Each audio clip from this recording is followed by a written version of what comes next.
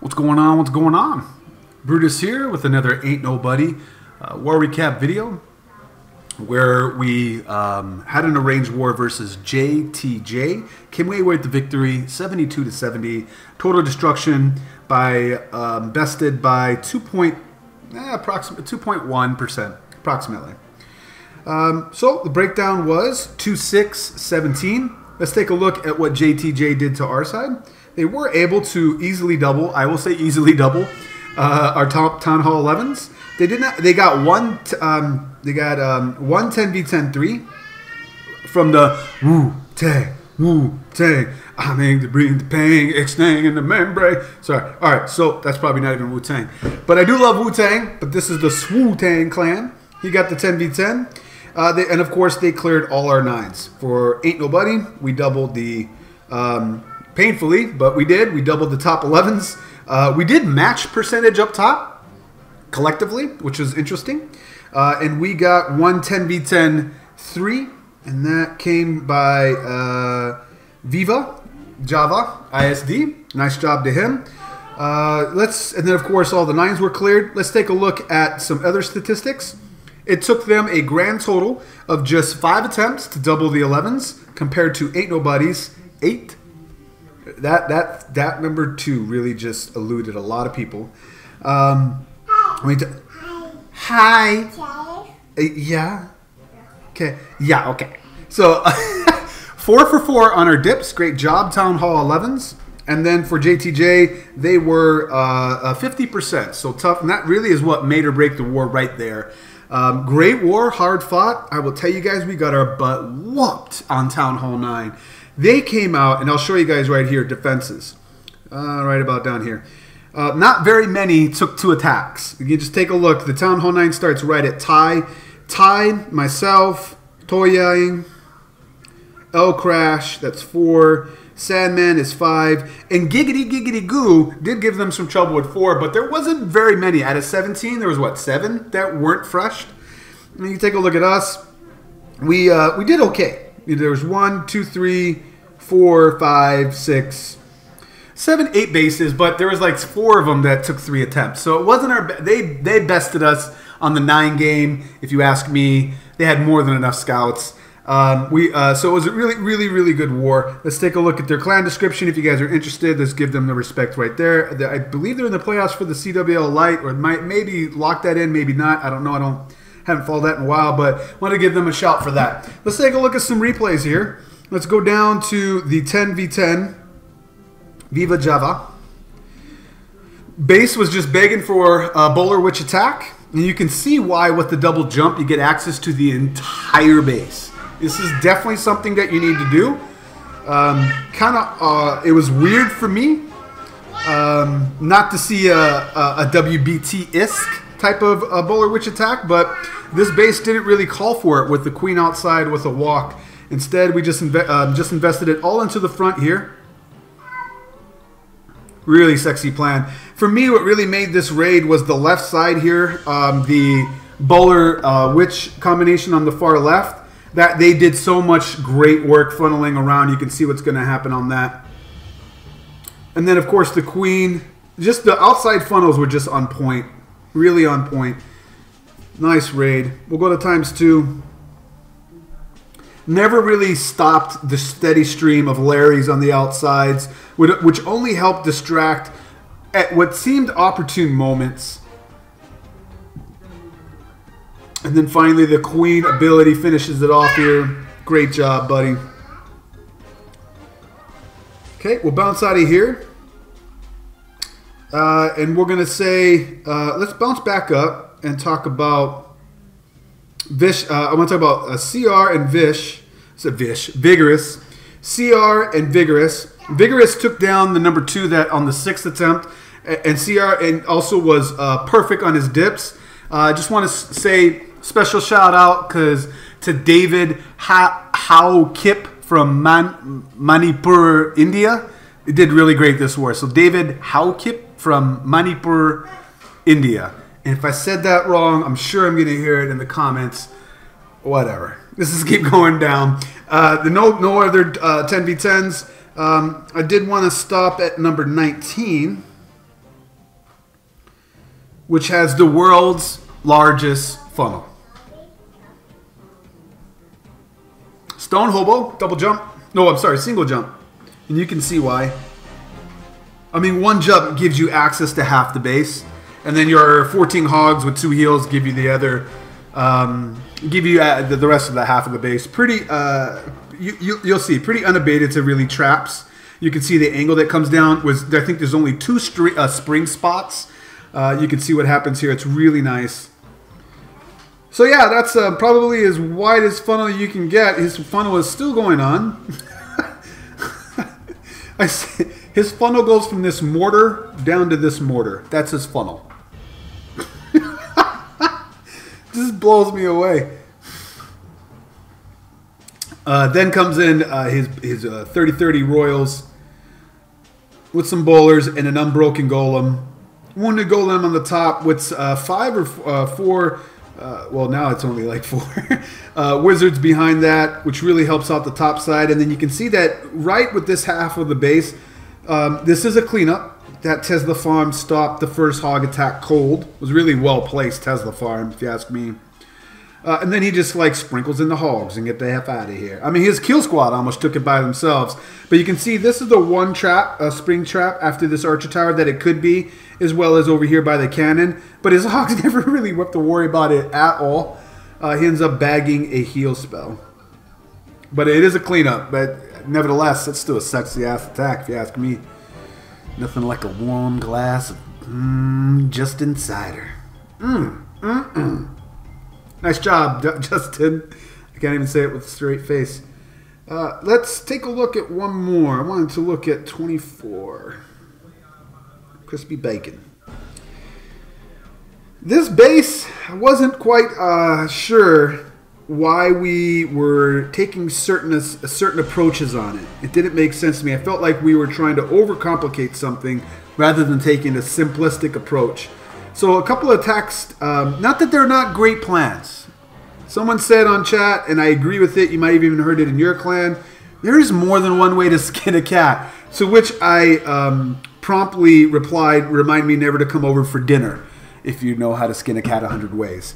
But never, anyway, I'm just kidding. Never, but it's important to note that that is you know theoretically correct, that there is many ways to take down a base, but the goal and to really be successful at the game in general, at any town hall level, the goal is to pick the strategy with the least amount of risk, the least amount of risk of failing. Everything has risk of failing. So what in your plan mitigates that risk? And so that's really what I tried to do with the successful, and I think I fail horribly at it, but in the successful failure videos, I want to try to do more of those. So I might come back and do some of these failed videos and talk about why they, raids that we're not showing, and talk about why they failed. Because I think selfishly it's to help my own clan mates be the best that they can be. But I also know that, I mean, that's how I learned this game, is for how people telling me why stuff works and doesn't work. So just why not share my own point of view?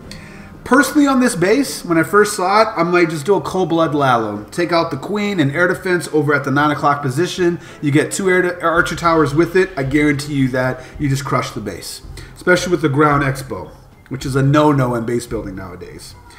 He still has a queen ability. He never really was chasing the clock. But you see these unbroken golems, both of them? That means we didn't maximize the time that they could have bring, somehow, some way, going back to just me saying it probably would have been better to go with a cold blood, 1 golem, and just go on the left side and get those things. That actually might be a talking point that I do in the successful fail video for Town Hall 9s of this war, because this base, I think, needed 2 attempts. I will not be... Yeah, let's do one more, and then I'll end on my own personal raid that did have talking points, and it'll reinforce what I'm trying to say. Let's try to get a fresh hit. Oh, I know what I want to do, because it was sexy as all get out. Was it 21? It was Sandman or no? It was 21. Was it? Or Sandman? 22? I think it was 22. Oh my god. Yeah, it was this one. Oh, killing me. This attack is sexy, yo.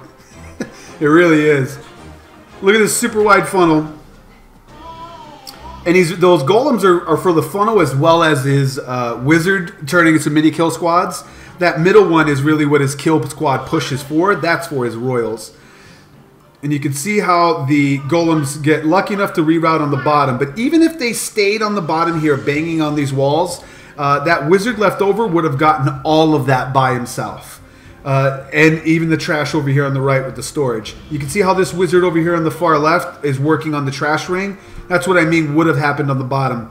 So, but he does have two unbroken golems coming into the core. These air defenses are all within range as soon as you get into the core by the queen. And he's got a beefy level 28 queen. Although we have Gary the golem over here that just broke in the golemites that missed the party. So with all the air defenses down and no sweepers really to worry about, he's sprinkling in the baby dragons. And keeping them spread out more than 4 tiles away so they stay enraged. I like that how he gradually feeds them into the kill squad as it develops. Really good patience on that to maximize the value. And yes, he swags out some baby dragons here because he was not facing the clock. I think he swags out 28 troop space. And he still has a queen ability and a haste. Not that the haste is needed. Go to ×2. That was really nice. And of course, fresh it. With the baby dragon and wizard parade. Nice job, man. Let's get out of here and then let's talk about 16, was it? This base I know a lot of people skipped on fresh. And we were talking about it, and one talk was going back to 1,000 Ways to Skin a Cat, but take one with the least amount of risk. I'll pause it real quick.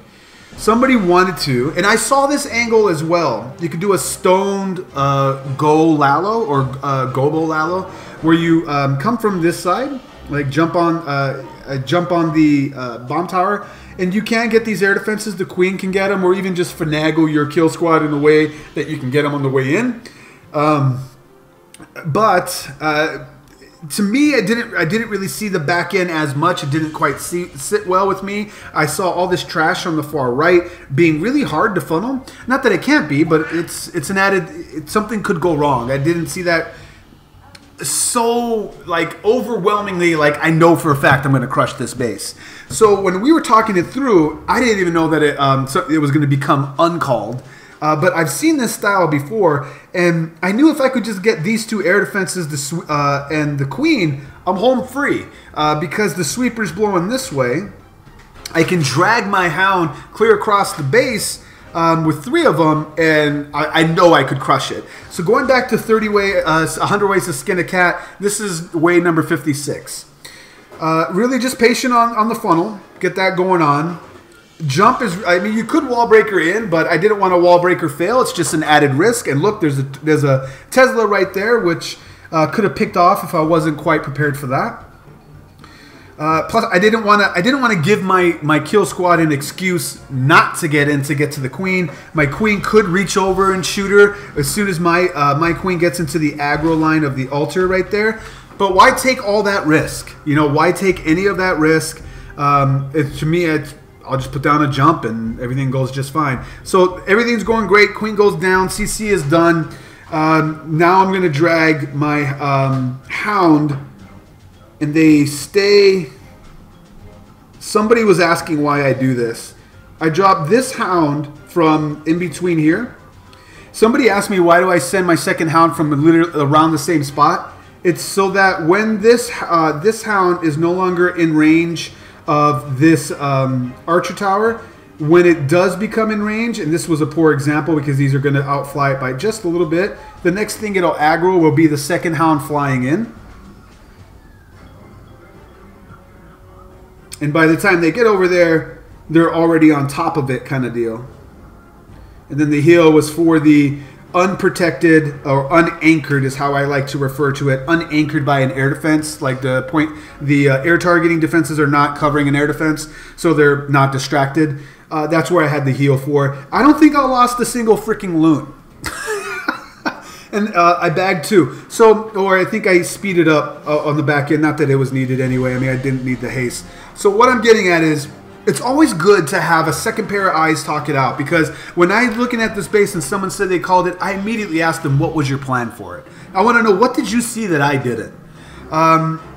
And then usually what you'll find is you'll grow as a player because somebody else will give you advice on their strong suits, making you more versatile, or it only takes like one helpful tip to really expand, like, oh my god, I never would have thought the base like that. And we were talking about the #1 base on this in this war, and Crid was like, you know, how would you do this? What, any advice you have? And I was like, I would do this one thing right here for the funnel and put a jump. All you need is one jump. And he was like, light bulb. He was like, oh my god, why didn't I think of that? And I'm not trying to say like, yeah, why didn't you think of that? Because he gives me advice and I'm like, oh my gosh, why didn't I think about that? Always talk about your strategy. Even if you're pretty like confident about it, go online and tell people like, hey, this is my plan. Does anybody see anything that I don't? They'll ask you what was your plan, and you're going to be helping them become better players and possibly even grow yourself as a player, because they'll give you a light bulb moment. Hopefully those talking points were helpful for you. I hope to get more video content from this war. Once again, it's Brutus reminding you, you're going to be better than the double, and I'll check you next time.